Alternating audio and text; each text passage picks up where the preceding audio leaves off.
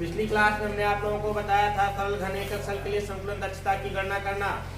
अभी दो प्रकार के घन एकक सेल हैं, सरल घन एकक सेल है जिसमें संकुलन दक्षता की गणना करना आप लोगों को सीखना है। पहला आपको सीखना है काय केंद्रित घन एकक सेल के लिए संकुलन दक्षता की गणना करना। दूसरा आपको सीखना है फलक केंद्रित घन एकक सेल के लिए संकुलन दक्षता की गणना करना।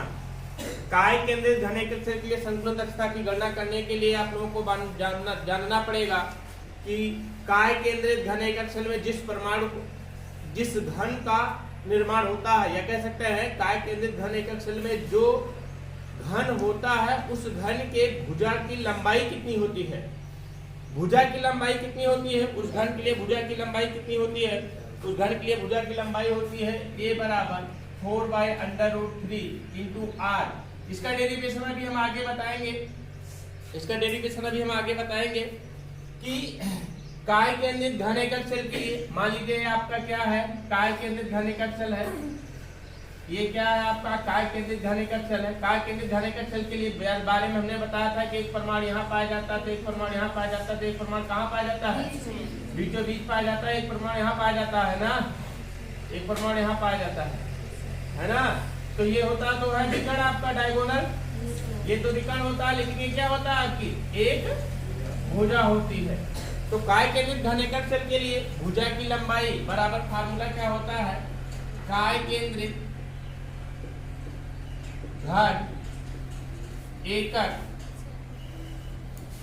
सेल के लिए, काय केंद्रित घन एकक सेल के लिए भुजा की लंबाई एज करटू कितना होता है 4/√3r। इसको ध्यान रखिएगा, मतलब ये भुजा की लंबाई कितनी होती है, इस भुजा की लंबाई कितनी होती है 4/√3r भुजा की लंबाई।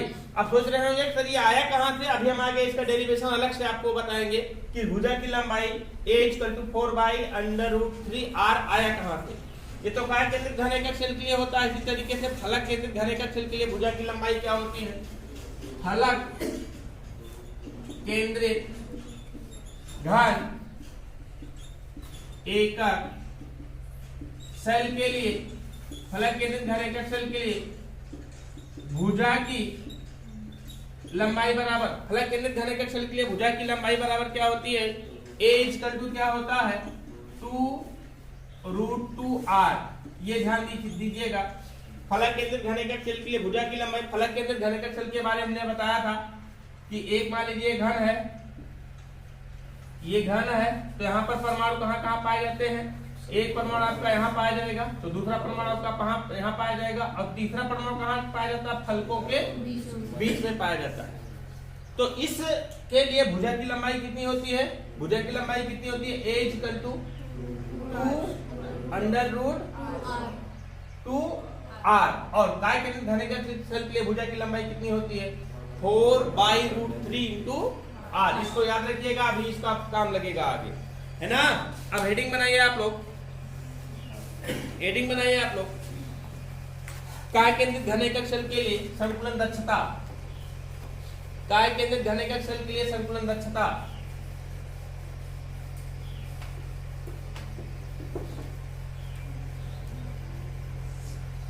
काय केंद्रित घन एकक सेल के लिए संकुलन दक्षता।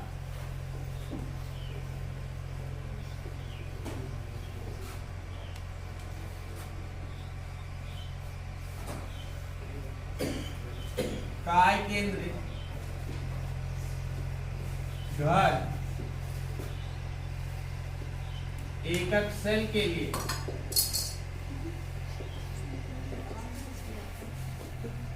संकुलन दक्षता। काय केंद्रित घन एकक सेल के लिए संकुलन दक्षता की गणना कैसे करेंगे,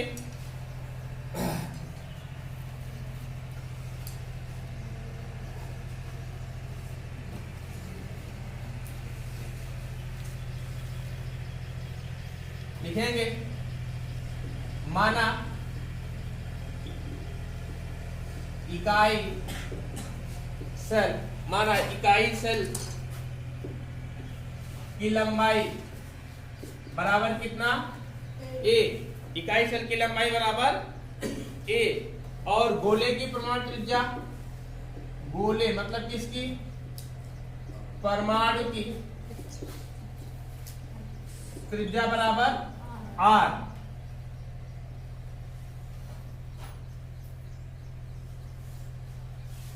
ये काय केंद्रित घन एकक स्थल में बना रहा हूं। एक परमाणु आपका यहां होगा, एक परमाणु आपका यहां होगा, तो एक परमाणु आपका यहां होगा। छोटा बनाइए, अभी क्लियर हो जाएगा।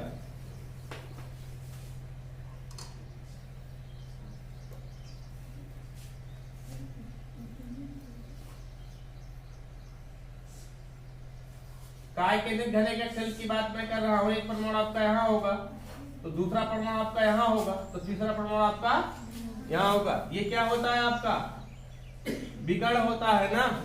और भुजा की लंबाई हम मान रहे हैं कितना, a मान रहे हैं, और त्रिज्या इसकी त्रिज्या ये मतलब कितना मान रहे हैं, r मान रहे हैं। इसकी त्रिज्या कितना मान रहे हैं। और काय केंद्रित घन एकक स्थल के लिए त्रिज्या और भुजा की लंबाई में संबंध अभी हमने बताया था। काय केंद्रित घन एकक स्थल के लिए त्रिज्या और भुजा की लंबाई में संबंध बताया था। मतलब इस एकक स्थल के लिए, इस एकक सेल के लिए क्या बताया था अभी हमने, सेल के लिए a इक्वल टू कितना बताया था अभी हमने, a इक्वल टू कितना बताया था हमने, 4 पाई √3r, ये बताया था ना, इसको बताया गया था ना। और आपको पता होना चाहिए क्योंकि ये घन है, घन के रूप में सेल है, जिस सेल का आयतन कितना हो जाएगा, इस सेल का आयतन बराबर a क्यूब, और a का मान कितना दिया गया है, 4/3 का होल क्यूब। हो जाएगा कि नहीं हो जाएगा, मतलब क्या हो जाएगा, 4 चौक 16 चौका 64,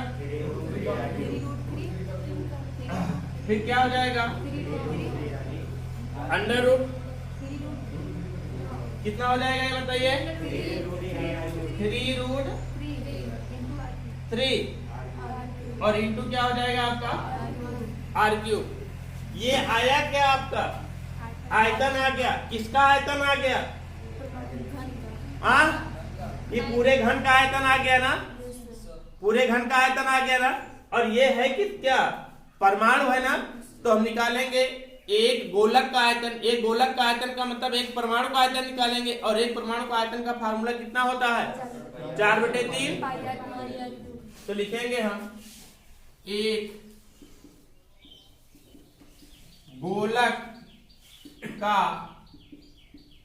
आयतन बराबर कितना होता है, 4/3 पाई r क्यूब। क्योंकि काय केंद्रित घन एकक स्थल में परमाणुओं की संख्या कितनी होती है, 2। लिखेंगे क्योंकि काय केंद्रित घन एकक स्थल के लिए,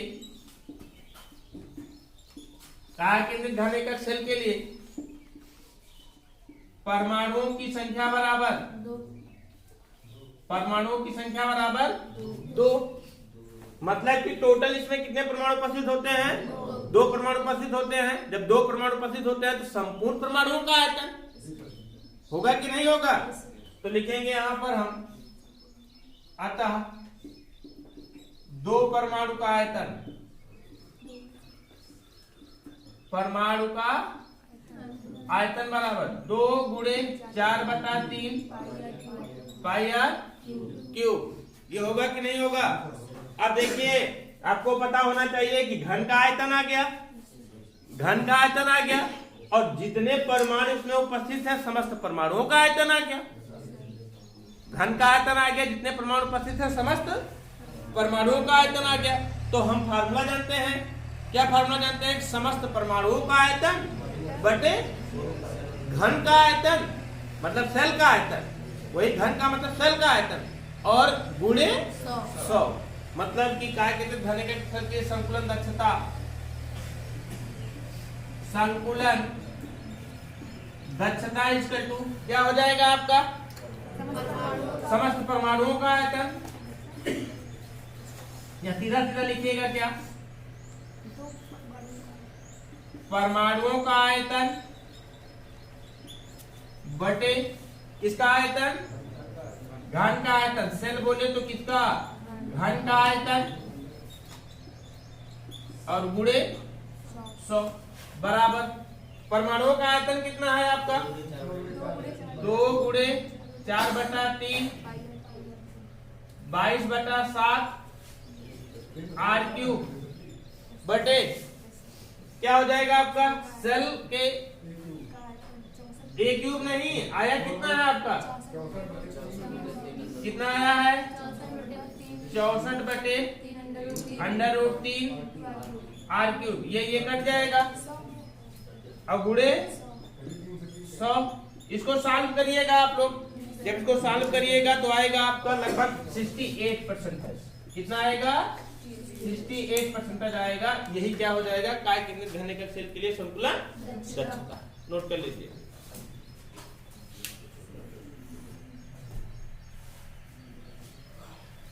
ये याद रखिएगा, ये संबंध होता है काय केंद्रित घनीभूत सेल के लिए, काय केंद्रित घनीभूत सेल के लिए ये संबंध होता है।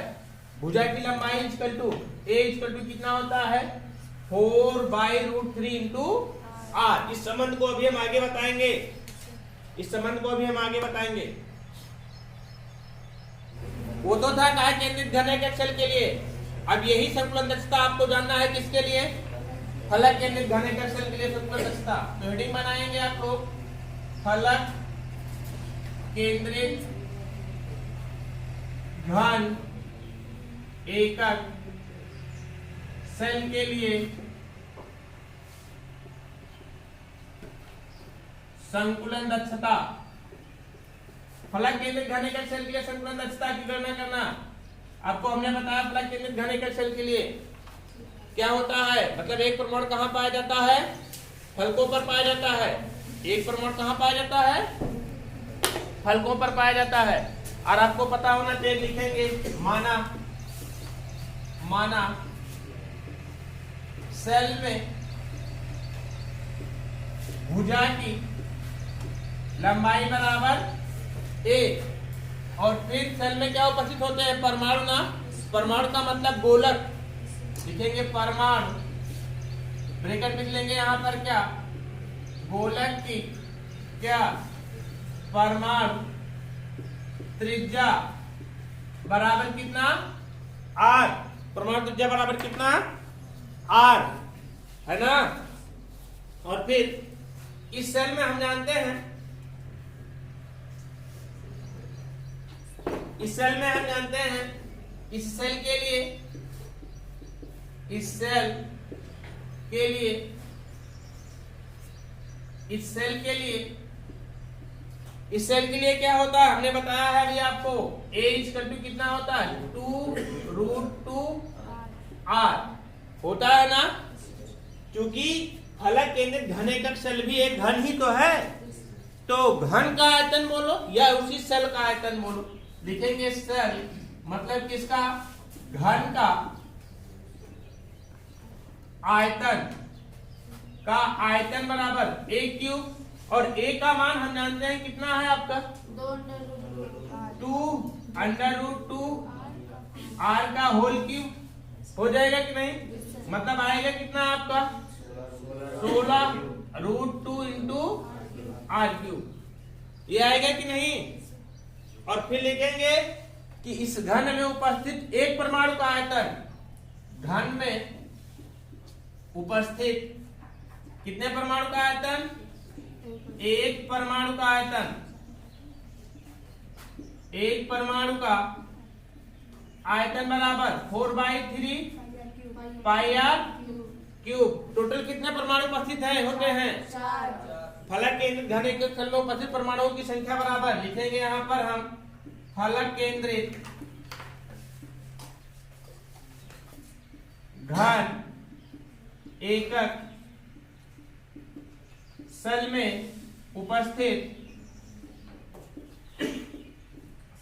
परमाणुओं की संख्या बराबर, परमाणुओं की संख्या बराबर कितना, 4 परमाणु।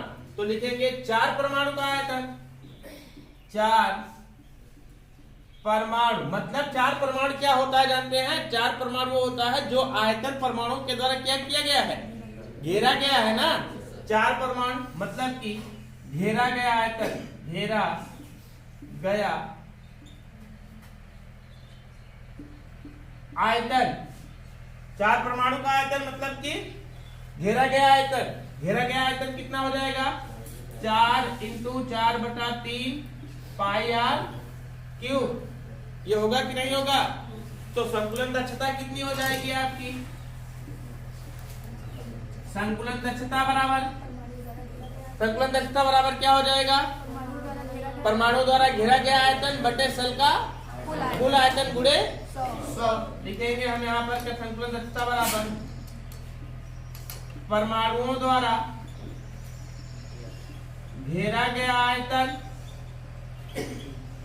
बटे सेल का कुल आयतन, सेल का कुल आयतन गुणे 100। परमाणु द्वारा घेरा गया आयतन कितना है? 4 × 4/3 गुणे 22/7 गुणे r³ ना। और कुल आयतन कितना है आपका? 16 √2 r³ ना। r³ कैंसिल गुणे 100, r³ कैंसिल हो जाएगा, ये कट जाएगा इससे। कुल मिलाकर के इसको सॉल्व करेंगे। जब इसको सॉल्व करते हैं तो आपका आता है कितना है? 74.01%। मतलब कि आपको पता होना चाहिए कि सरल घन एकक सेल के लिए संकुलन दक्षता कितनी आई थी? सरल घन एकक सेल के लिए संकुलन दक्षता कितनी आई थी? कितनी आई थी? 52.33 ना।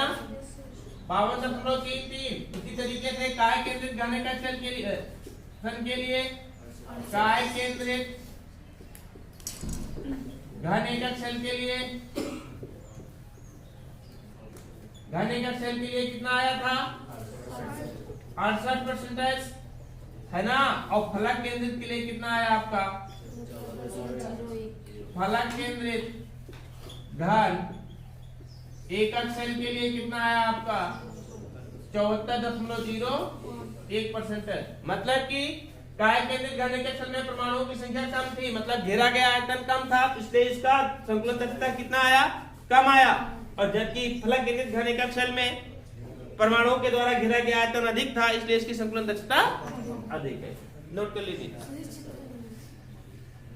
अभी तक आप लोगों ने पढ़ा सरल घन एकक सेल के लिए संकुलन दक्षता, काय केंद्रित घन एकक सेल के लिए संकुलन दक्षता और फलक केंद्रित घन एकक सेल के लिए संकुलन दक्षता।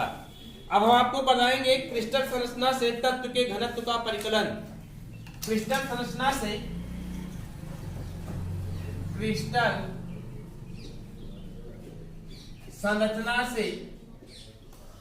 तत्व के घनत्व का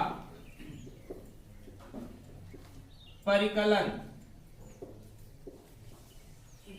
क्रिस्टल संरचना से तत्व के घनत्व का परिकलन मतलब कि तत्व का घनत्व निकाला जा सकता है किससे?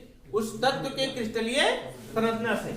मान लीजिए कापर है, कापर का क्रिस्टलीय संरचना का एक सरल घन एकक सेल ये है। क्या है? कापर है। कापर का एक सरल घन एकक सेल आपका यही है। कापर का एक सरल घन एकक सेल। हमने बताया था ना कि क्रिस्टल किसका पाया होगा? तत्वों का होगा। तत्वों का भी तो क्रिस्टल होता है। कापर का हुआ, सिल्वर का हुआ, गोल्ड का हुआ, ये भी तो होता है। तो इस क्रिस्टल से किसकी गणना की जा सकती है? उस तत्व के घनत्व की परिकल्पना की जा सकती है। समझ पा रहे हैं ना? किसी भी तत्व का क्रिस्टल होगा, उस क्रिस्टल की संरचना से हम किसकी गणना कर सकते हैं? जिस तत्व का क्रिस्टल है उस तत्व के घनत्व की गणना कर सकते हैं। और उस घनत्व की गणना कैसे कर सकते हैं? हमें क्या क्या पता होना चाहिए? यदि क्रिस्टल संरचना में हमें परमाणुओं की संख्या पता हो, क्या पता हो? परमाणुओं की संख्या z पता हो, परमाणुओं की संख्या z पता हो, सेल के कोर की लंबाई पता हो, सेल के कोर की लंबाई या सेल के कोर की लंबाई a पता हो, है ना, सेल के कोर की लंबाई a पता हो, और तत्व का परमाणु द्रव्यमान पता हो। क्या पता हो? तत्व का परमाणु द्रव्यमान यम पता हो, तो हम किसकी परिकल्पना कर सकते हैं? घनत्व D की परिकल्पना हम कर सकते हैं। क्या किसकी परिकल्पना कर सकते हैं? घनत्व D की परिकल्पना कर सकते हैं। क्या क्या पता हो कि जिस घनत्व का मतलब होता है द्रव्यमान बटे आयतन, घनत्व मतलब होता है द्रव्यमान बटे, मतलब कि हमें जिस तत्व का घनत्व निकालना है, जिस तत्व का घनत्व निकालना है वो भी क्रिस्टल संरचना से घनत्व की गणना करनी है, तो हमें क्रिस्टलीय संरचना की इतनी चीजें पता होनी चाहिए। परमाणुओं की संख्या मतलब उस घन एकक सेल में कितने परमाणु टोटल उपस्थित हैं, सेल के कोर की लंबाई पता होनी चाहिए, और क्या पता होना चाहिए? इसका द्रव्यमान पता होना चाहिए। क्या पता होना चाहिए? तो आइए गणना करते हैं। हम जानते हैं घनत्व D = घनत्व D = किसी भी सेल के लिए घनत्व का मतलब क्या होता है? तत्व के एकक सेल का द्रव्यमान। देखिए, इस एकक सेल का घनत्व हमें निकालना है, इस एकक सेल का घनत्व हमें निकालना है, तो इसका घनत्व निकालने के लिए हमें क्या पता होना चाहिए? इस सेल का क्या पता होना चाहिए? द्रव्यमान पता होना चाहिए, और इसी सेल का क्या पता होना चाहिए? आयतन पता होना चाहिए। तभी तो हम इस सेल का घनत्व निकाल सकते हैं। मतलब कि घनत्व D = क्या होता है? सेल का द्रव्यमान, सेल का क्या द्रव्यमान बटे क्या? सेल का आयतन। और देखिए, इस सेल का द्रव्यमान होगा कितना? परमाणुओं के द्रव्यमान के बराबर। जितना इसका परमाणु होगा, समस्त परमाणुओं का द्रव्यमान निकालें, क्योंकि ये सेल बना किससे? परमाणु से मिलकर बना है, तो जितना परमाणु का द्रव्यमान होगा वही तो इस सेल का द्रव्यमान होगा। होगा कि नहीं होगा? मतलब यहां पर जहां पर हमने लिखा है सेल का द्रव्यमान, वहां पर हम लिख सकते हैं कि परमाणुओं का द्रव्यमान। क्यों? क्योंकि ये सेल बना किससे? परमाणुओं से मिलकर के बना है। ये सेल परमाणुओं से मिलकर के बना है, और जब परमाणुओं से मिलकर के बना है तो जो परमाणुओं का द्रव्यमान होगा वही तो सेल का द्रव्यमान होगा। होगा कि नहीं होगा? मतलब कि घनत्व D = क्या लिख सकते हैं हम? परमाणुओं का द्रव्यमान, परमाणुओं का द्रव्यमान बटे क्या? सेल का आयतन। अब हमें दो चीजें निकालना है घनत्व निकालने के लिए। क्या? परमाणुओं का द्रव्यमान निकालना है और सेल का आयतन निकालना। आयतन तो हम जानते हैं, सेल का आयतन, सेल चूंकि घन है तो घन का आयतन क्या हो जाएगा? भुजा का क्यूब। और भुजा कितनी है? A है, मतलब A क्यूब। हम इसको आयतन तो निकाल लेंगे, लेकिन अब बात आती है किसका द्रव्यमान? परमाणुओं का द्रव्यमान। तो लिखते हैं, हम जानते हैं फार्मूला क्या होता है? परमाणु का द्रव्यमान, द्रव्यमान स्मॉल m = क्या होता है? परमाणु का मोलर द्रव्यमान बटे आयोगैद्रो नंबर होता है फार्मूला। परमाणु का द्रव्यमान बराबर क्या होता है? परमाणु का मोलर द्रव्यमान, मोलर द्रव्यमान कैपिटल M, और बटे क्या? एवोगैद्रो संख्या, एवोगैद्रो संख्या Na। ये तो एक परमाणु का हुआ ना, एक परमाणु का हुआ ना।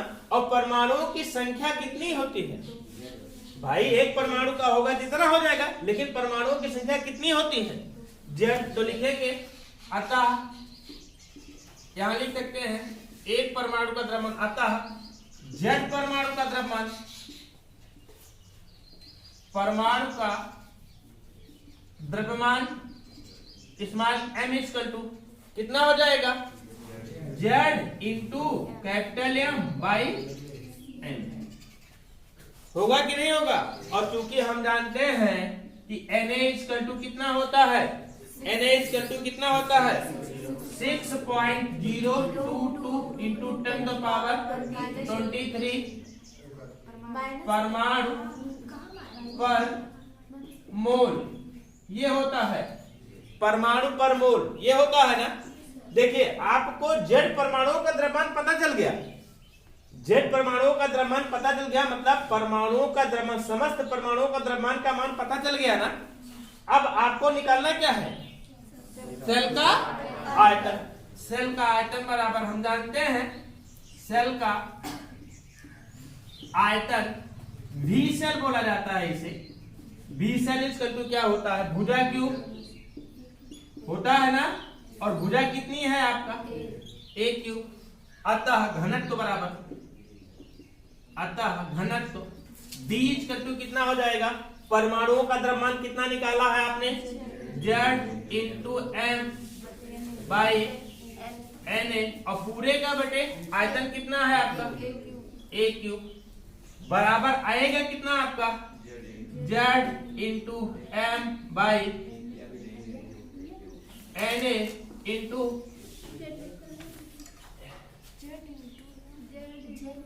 ये Z होगा यहाँ पर, Z into M by Na into 1 by ये बटे 1 हो जाएगा, पलट जाएगा ना। मतलब घनत्व D इक्वल टू आया कितना आपका? घनत्व D इक्वल टू आया कितना आपका?